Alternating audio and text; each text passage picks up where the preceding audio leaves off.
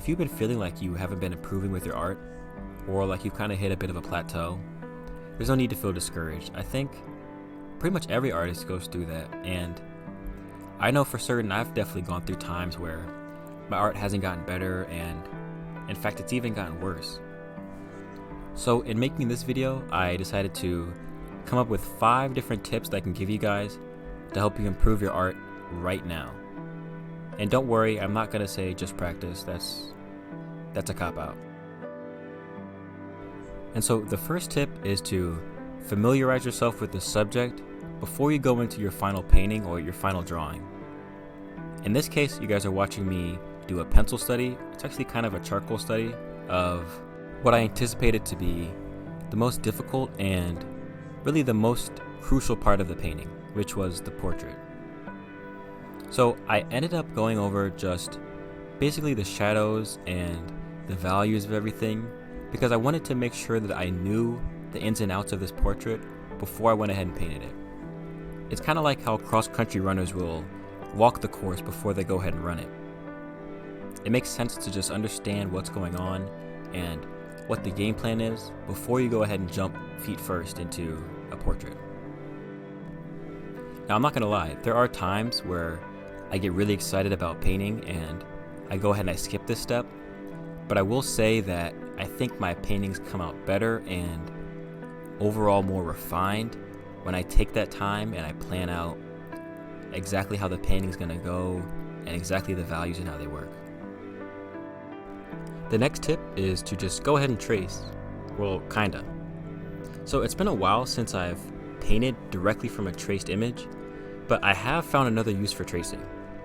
So if you trace your reference and then put it next to your painting, I found that it really helps keep perspective and proportions in check.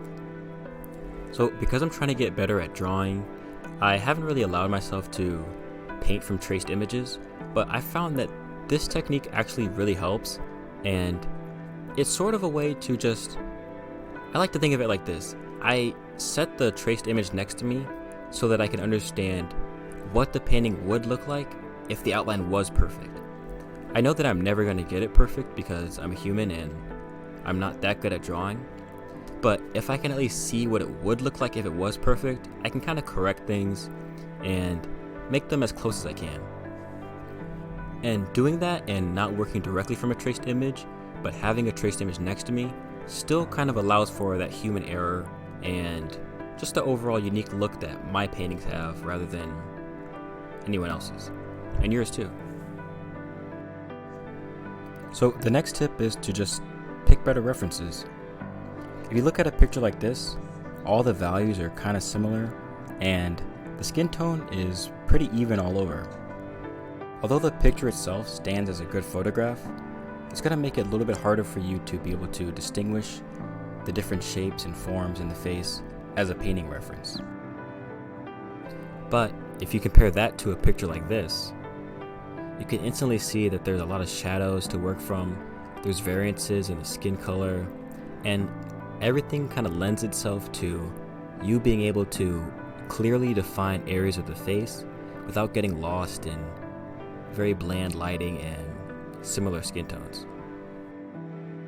Of course, what reference you use is totally up to you. I'm just here to say that some references are more difficult to use as painting references, and some of them lend themselves much more easily to being painted. The fourth tip is that you don't have to paint all at once. This is something that I feel like I've said a lot, but I feel like it's very easy to fall into the trap of thinking that when you start a painting, you're going to finish it in that same sort of setting, but you totally don't have to do that.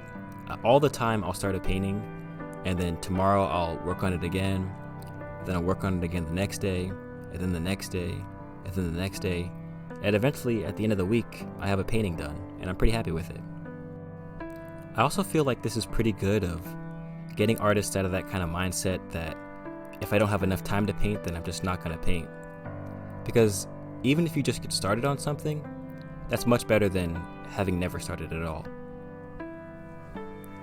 So the last tip that I have for you guys, and I kept this fun for last because it's more of a all-encompassing sort of mindset when painting, is to try to paint in layers and work from messy to more refined. So I'm not sure if you guys noticed, but in the beginning stages of this painting, everything was very loose.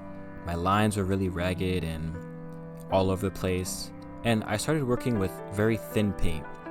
But slowly, as I worked my way towards a more refined painting and a painting that looks more finished, I started to use thicker paint, and overall I was more confident with my strokes.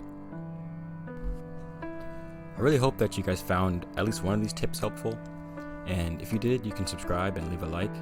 And if you want to see a video that I think you would like, you can click the top one, and if you want to see a video that YouTube thinks you would like, you can click the bottom one. And as always, see you later. Bye.